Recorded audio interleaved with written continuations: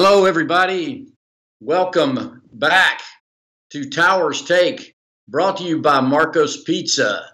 Marco's Pizza, America's favorite pizza company. And while we're at it, I owe a special thanks to Marco's Pizza today. I don't know if you've been online. I think I tweeted it out and sent a Facebook post that I was moving today. So currently I'm coming to you live from my old house because I'm not quite set up in my new house. Might say sound a little echoey here, but Marcos really helped me out. Delivered 3 pizzas to my house today, my new house today, in the middle of the move, and they were fantastic as always. You know, you can get any kind of pizza from theirs. They specialize in the Philly cheese pizza, but they're great on all pizzas, small and large. And so I've got a little bit of a makeshift operation. Of course, with me, it usually is a makeshift operation. And isn't that what you love about it, though? You know, I actually hear some people, they like the organic nature of a lot of the stuff that I do and me and Seth do and that kind of stuff. You know, you're not going to see some slick operation like Brandon Adams, who has a full-blown studio and lights and makeup artist and everything like that. So you just got me, and I'm happy to be here. I'm happy to be anywhere, as they always say. But I'm you know, it's been a cool week. Georgia picked #1. In the college football playoff poll, college football playoff rankings. It is a poll, though, a poll of 13 gentlemen who gathered in Texas this week and debated who should be #1, and they concluded Georgia. And if you, I know you're all loyal readers of the Towers Take on DawgNation.com, and so you know, I wrote this week that Georgia should be #1 in the initial college football playoff poll that comes up, but they won't be. They'll pick Alabama. And boy, did they show me. I'm sure what happened was those committee members were tuned in to Towers Take last week, and they said, we'll show him. And so they showed me. No, I mean, you know, the thing, what I didn't know if they would follow their protocol the way that they're supposed to. But if they were following it like they're supposed to, which obviously they did, and I apologize, I'm over here trying to set up so I'll be able to look at, read your comments here in a minute. It's what you guys have to say is just as important as what I have to say. Okay, maybe not as important. No, I'm kidding. Okay, I got you. You're working here. Randy Williamson, hello. How are you? I wonder if that's a Randy Williamson, my old buddy who lives down in Florida. Who else we got on here? Hey, Wayne Carroll. Mike Mizell, the Loyalists are here. Sheila Campbell, Rodney Purvis, Joey Lewis. You know, we're getting better and better at this, y'all. We're see if I can get this set up to where I can be kind of looking at the camera and looking at you at the same time. I don't know. You're just going to have to tolerate that. So I think I'm going to be able to get your questions as we go through this. I will do my level best. But we're off to a good start anyway. And so, yeah, so Georgia's #1. What does that mean? Nothing really. I mean, it means a lot, and it means not that much. It means that Georgia has a chance to win it all. I think that's pretty obvious. You know what's kind of curious to me at this point is if they'll stay there at #1. Now, because this is where I wasn't sure what the committee was going to do. And after all, this is a new committee.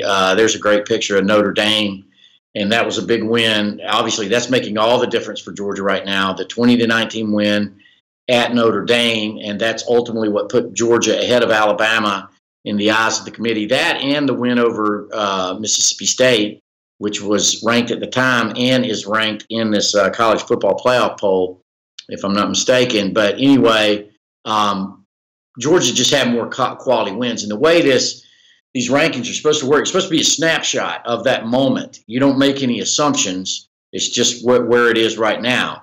If you were picking the top 4 is where people get confused. If you're saying these are the top 4 teams in college football, this is who I think is going to win the national championship, then I can see putting Alabama number one. But that's not what this is. This is an exercise to find the 4 best teams at that moment, starting at the end of October every year. And each week, it's going to be based on who everybody's played. So where I think it's going to get really interesting is when Alabama's schedule is probably a little bit stronger than Georgia's over these last 4 weeks. You know, while Georgia's playing South Carolina, Kentucky, Auburn, and Georgia Tech, you know, Alabama's playing LSU and Auburn. Those are the 2 differences. And then they play Mercer and somebody else, maybe Mississippi State. I don't know. But you get what I'm saying is, you know, Alabama could still pass. That's not really a big deal. Actually, if you want to go so far as looking way ahead, which we're all about, don't give me that next game stuff. I'm not on the team. I can speculate all I want. And I don't hate a 2-3 matchup for Georgia and going out to Pasadena and, you know, playing in the Rose Bowl in the 2-3 game. Wouldn't that be all right? That'd be all right with me. But, you know, certainly you want to be in the number 1 spot. It's supposed to be the best chance to win, you know, 1 versus 4 and all that. But so all that said, and you guys know this, people come on here, you guys are reading and consuming what we write, and which means you're well informed, right? You know, there's a lot to be done before that. And Georgia, you know, the bottom line, like Kirby says, you know, Kirby says specifically, it's a distraction more than anything else. And I can see that as a coach. It's also great publicity, a wonderful recruiting tool. It brings you a lot of attention, whether you want it or not. And Kirby has just done a great job. And this is why I don't think it's that big of a deal. Now, look, you know, y'all know the people that come here regularly that, you know, I like Mark Richt. I think he did a great job for the program. And it's not, I don't think if Georgia was number 1 at this point and Mark Richt was the head coach, it'd be a whole lot different. He would be saying the same things that Kirby Smart is saying here. Am I doing this the wrong way? Hang on. Okay. Hey, Hal Love. Do you see the players focused in practice? Okay, I didn't have it. I had it on the wrong thing. So now I can see your questions live. Yes, Hal Love. I thought the players were focused in practice, and that's what I'm talking about here. I mean, it'd be the same thing with Mark Richt, but I do think Kirby, having been through this before, you know, so many times. I mean, he's won 5 national championships between LSU and Alabama, and so they're used to being in this position, and there's no question that that's got to help you manage the situation. I really liked what Kirby had to say earlier this week when I asked him specifically if he had talked to the team about the rankings, and he said no, he was leaving that to the leadership committee, and I think that's pretty cool. Now, let's be clear. He has completely debriefed the leadership committee on what he once said to the players, but he lets the players handle it. And Rick had something similar set up like this, and I'm not making this a Rick or smart thing because it's not, and it wasn't.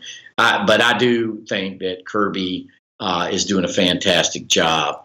Travis Herberman saying here, South Carolina quarterback has over 750 yards so far, 3rd in the nation, no cakewalk. Yeah, that is true. Jake Bentley is the quarterback he's referring to, the quarterback for South Carolina. I touch on this in our Planning for Opponent series, which should be online now. I talked to Brandon Adams about it. Certainly that's a big matchup in the game. Jake Bentley, but it's Jake Bentley versus Georgia's defense. And I like Georgia's defense in that matchup. I do think he can hurt you, certainly in the way that Missouri was able to hurt you. And Georgia can be exploited in the back end. I think everybody knows that. But I like Georgia's defense overall, and I like Georgia's defense maybe even more here than I did with Missouri. The reason being the wide receiver matchups.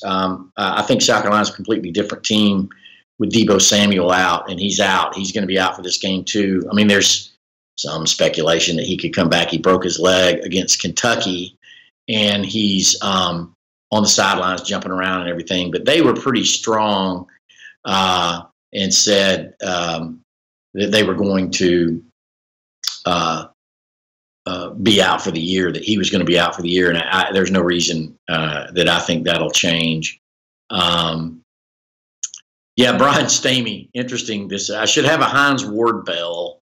Hines Ward to come back to coach since he did Butler to help the kicking game. No, I don't think Hines Ward's coming back. Here's what you guys.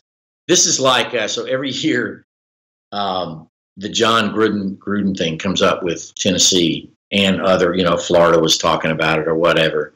Those guys aren't going to. This is a hard job. Being a head coach, a head football coach at a university is a hard job. And if you're like John Gruden and you make millions sitting in a booth in a television and you're off when the season is off. So when the season is off, he's not doing camps and recruiting and all that other stuff, yet he's making as much or more money doing what he's doing. You're not going to do that. I mean, you can say all that stuff about competitive fire and everything else, but I don't know. I think most people are like me. When you reach a certain age, you're going to, take the time that you have to be with your family and go out on your boat and the things that these guys have. So I don't think that's going to happen. And Hines Ward, my goodness. I mean, however many, I don't know how much money Hines Ward has, but I assume he has a lot, I mean, he was in the NFL for a long time. He was a Super Bowl MVP. He was a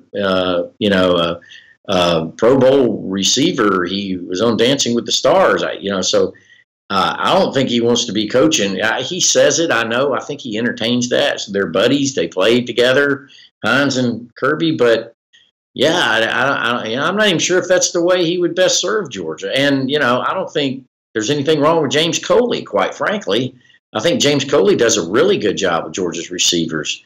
Coaching up receivers is not a problem. And James Coley has got to be a better recruiter than Hines Ward. I mean, I think Hines Ward would be a great recruiter. Brian saying Hines has said he wants to come help. Well, maybe he'll come help. I mean, Kevin Butler is there as a student assistant coach. He's not a full-time assistant, and he's not about to become a full-time assistant, even though they may expand the staffs. I think it's much more likely that Georgia would hire Scott Fountain full-time as a special teams coordinator if they get a 10th assistant than it would be Kevin Butler, because I think Kevin's got better things to do. It's kind of the same thing. I mean, Kevin. I mean, I don't know his. I'm not privy to these guys' financial portfolios, and any of us, could probably love to make a $300,000 or $400,000 a year, whatever these guys are going to make. But I just don't think it makes a lot of sense. And Kevin likes to play golf a lot too. And football coaching will definitely cut into your golf time. Anyway, let's see. Give me some questions now. I'm looking right now. Steve Kurtz says Dawgs need to focus one game at a time. Yes, they do. We don't need to focus one game at a time. I'm looking way down the line. I'm looking past South Carolina.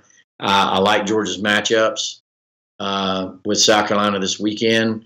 I say this every week, and actually, there's a lot of you guys out there that say, don't stop saying that, okay? Because things are going well. The lines keep creeping up and up and up, and it amazes me that Georgia's a 24-point favorite. I think it opened as a 25. I think Georgia opened as a 25-point favorite, and it's only come down to 24. You're averaging 32 points a game in SEC games. I mean, I think South Carolina's a pretty good team. I think Will Muschamp's done some good things with them. They have really good linebackers, Sky Moore is there for what seems like the 8th year. What's it got? TJ Brunson or whatever, big thumper on the inside. They're going to be tough on that run, and they're going to sell out to stop it. Hey, same story, different day, different opponent. The problem there is the depth for South Carolina. I think that could be an issue for them. I say the problem for South Carolina is not a problem for Georgia. They're not very deep on defense. Offensively, they got Brian Edwards wide out, and they got Hayden Hurst at the receiver. Yes, they've been running the football very well. There's a good picture of I can't even remember their running backs. Isn't that terrible? Uh, there's some bulletin board material for the South Carolina Gamecocks. DawgNation writer can't remember their backs' names. They're not listed among their all-stars, so that tells you something. They have run the ball well lately, but I think they had their first 100-yard rusher in this last game against Vandy, I guess it was. And they're a pretty good running team. They're not a great running team. They're a pretty good running team. They average 123 yards a game. So you compare that, Georgia's averaging 284. They pass the ball for 219 a game. Georgia passes for 162. And, so Will Muschamp's done a good job. Him and Kirby know each other really well. Both of them try really, really hard not to make that a storyline. It's really not, other than they both badly want to win. Probably worse than even if, it wasn't their friend on the other side. But let's touch on real quick. So the whole Jake Fromm stuff, apparently their cornerback. And these things sound worse when they kind of get clipped out and that their safety said that, George can't pass. I'm sure Will Muschamp dressed him down about that later, or I know he said something entirely different. There's a difference in can't pass and not passing. Georgia is simply not passing the ball because they don't have to. The only time they really had to was against Missouri, and Fromm was very good in that game, 326 yards. They did have to pass a little bit against Notre Dame. Notre Dame did a good job of selling out on that run and forcing him to pass. He threw an interception, but he had 141 yards. That's his second game. That's his first start on the road. I would say if Jake Fromm played against Notre Dame today, that'd be an entirely different game. And I like Georgia's wideouts. I like Terry Godwin. I like Javon Williams. I like Mecole Hardman.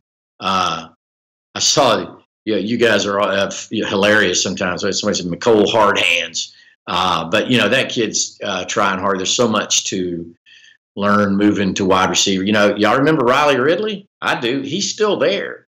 Had an early suspension. He's had a hard time getting into the rotation. Kirby's staying hard on him about blocking downfield.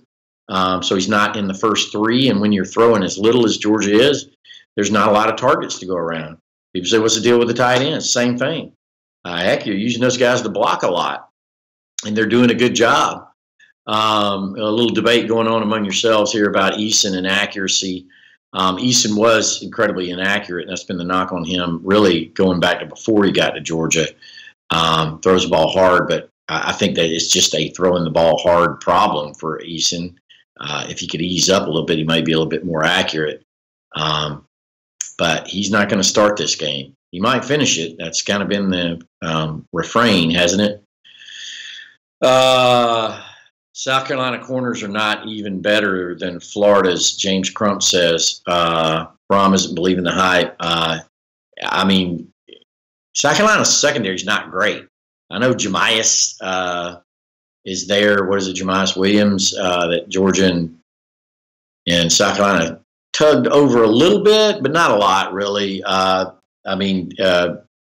Georgia didn't love him, and this is not one of those where I'm saying that he went to the other place, so Georgia didn't like him. I just think Georgia they're looking for bigger, taller corners. He's a small guy. He's playing well. He started 7 or 8 games.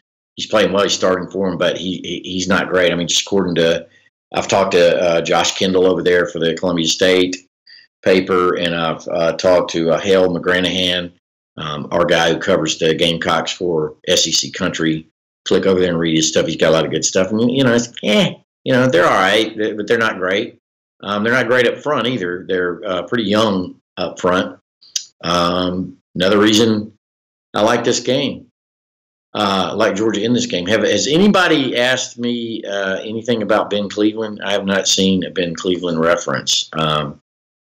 Big Ben's doing a good job. You see him out on their special teams, and he's coming in. He's getting a lot of playing time late in the game. That's kind of an interesting discussion for me, is what this line is going to look like a year from now. Obviously, you lose Isaiah Wynn.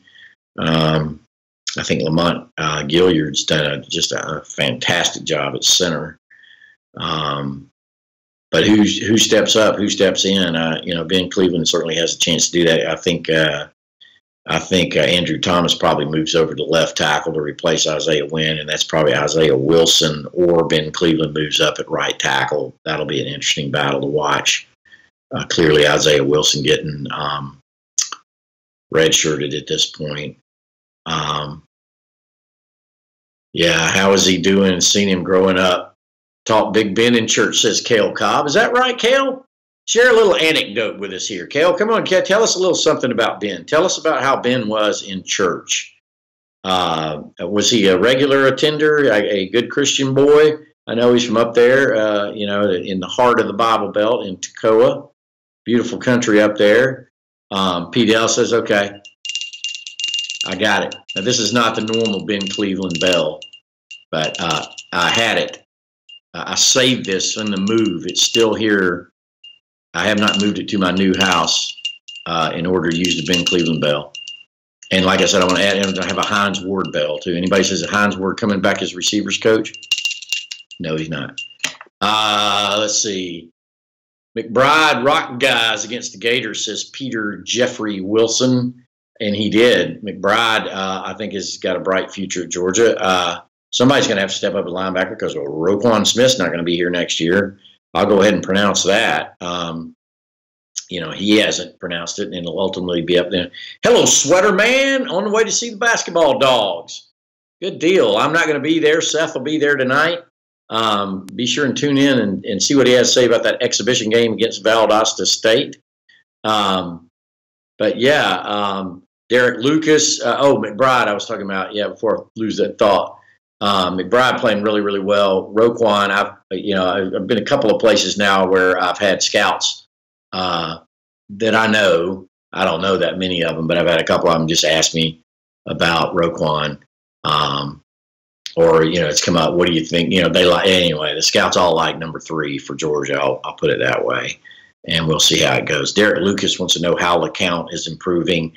Hard for me to tell. I'm sure he's improving. These guys are getting better all the time the way they're getting worked, and Kirby's working them hard. That's the only thing you got to guard against. I think for Georgia, I think everything's going great, but they're staying tough and practicing tough late into the season. I've got a wood thing right here, and so far they haven't had too many bad injuries on the injury front, but that can wear on you, eventually. And Georgia had kind of a weird week. They were late getting back. Probably haven't written enough about this on DawgNation.com. Maybe I'll address it somewhere. But, they were really late getting back from Georgia-Florida game because the weather in the Athens and Atlanta area forced them to land somewhere else. And they had to bus in. One of the buses got back at 1:30, as I understand, one of them at 3 a.m. Kirby hates that stuff, hates that stuff. And he felt like last year, when they played South Carolina, you remember they played on Sunday because of the hurricane, and Kirby regretted practicing them hard the very next day on Monday after playing a hard-fought game against South Carolina. He thought it hurt him in the next game, where they played after South Carolina last year, guys. But anyway, hopefully not. Justin, I'm going to go ahead and address this because it gets asked all the time. Justin Minton wants to know, is there any sense if Eason is going to transfer? I honestly don't have a sense on it because I haven't talked to anybody that matters. His dad doesn't want to talk about anything right now. Obviously, Eason hasn't been available for interviews. This is just Chip's opinion, Towers' take, if you will. I think he will. Because that's just the age we live in. I don't think it would be saying a bad thing about Jacob Eason or anything if he did that. It's just that if things continue to go like they are, and granted, let's think about it. I mean, Georgia has not lost. So if Georgia doesn't lose, or they continue to go the way they're going with Fromm at quarterback, they're not going to change. Justin Fields coming in. He would need to go somewhere else to play. Now, everybody says, well, you think he'll, where do you think he'll transfer to? And I'm always like, it's always like you think he'll go to Washington, UCLA, or what? If Jacob Eason transfers, and I'm giving him career advice, I say he goes JUCO, and you go to JUCO 1 year, and then you can go anywhere you want. That way, you're playing right away. You're not sitting out, and you can go anywhere you want, be ready to play right away. Or with a frame like Jacob Eason has, I don't care what he does in college. He could sit behind Jake Fromm the next 3 years, and I think he'd still get drafted. I mean, the pros are going to give him a look. There's no question about that. And look, the kid played pretty good as a true freshman last year, and I was eager to see how he would do this year. It was one of my most intriguing questions about the 2017 season, and we still don't know. He played 2.5 series, so Georgia may not be playing the best quarterback right now. That's not Jacob's fault or Jake's fault or Kirby Smart's fault or anybody's fault. That's just the way it worked out, and you're not going to change anything with this team right now. So. That's going to be a really interesting thing to watch. Miami with Rick. Adam Tomlins is saying that's a natural place for him to go. Rick was and Bobo. Were the ones who attracted him. I bet Bobo's talking to him. They love Bobo. Don't count him out. And speaking of Bobo, there's going to be some openings in the SEC, and don't be surprised if some folks don't talk to Mike Bobo. In fact, I'd pretty much guarantee he's going to get some calls. I mean, I don't know if he'll get the Tennessee job or the Florida job or the Arkansas job when it comes open, or A&M or any of these others, but the recruiting ties he has in Georgia and the South, and what he does on offense, he would be a good candidate, and I imagine he is, quite frankly. Pruitt, Tom Gross is bringing up Pruitt, Jeremy Pruitt, which I think, so I don't hear his name very much. It's just something, and Jeremy, I'm sure, will, smooth over these things over time. But I just don't think that, I don't know that he's head coach material right now. I mean, I think he could be a great head coach, but he's obviously a great defensive coordinator. That South Carolina defense didn't necessarily take a step back, did they, when Kirby left? So he's got a lot to work with over there. Let's get to a few more of your questions. We're going to have to sign off here in a minute. I'm getting my warning lights on here, a couple more minutes. So let's get your questions in. Jake Frigo wants to know, how do you feel Chaney has been doing after the early talk this season of his stagnant play calling? I mean, I said this, y'all. I haven't been an adamant defender of Chaney, but play callers, whether it's Bobo, Chaney, Lane Kiffin, they're only as good as the charges they got in front of them, and chiefly the quarterback. And I think Jim Chaney looks a lot smarter with Jake Fromm calling the plays.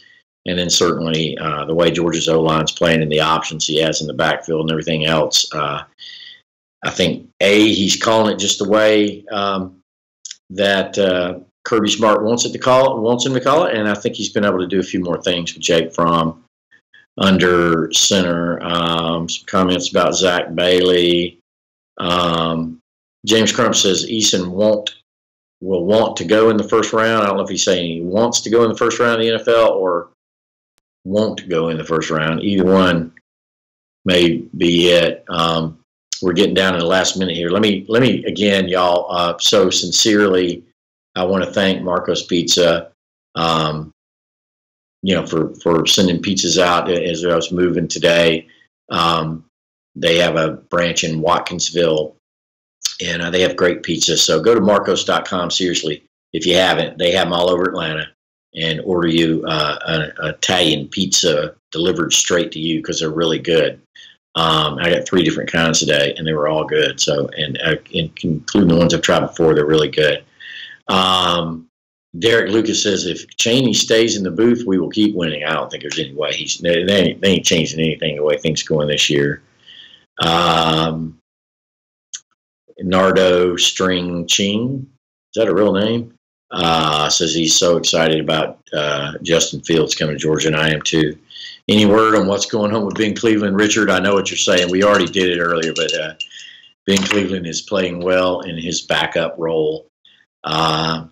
So I'm going to have to sign off here. I want to thank all you guys for hanging out with me, as always, on Facebook Live, reading me and Seth and Jeff Sintel on DawgNation, your DawgNation app. A lot of great stuff coming up. I got a bunch to get to tomorrow because wasn't able to give you as much today while I was moving.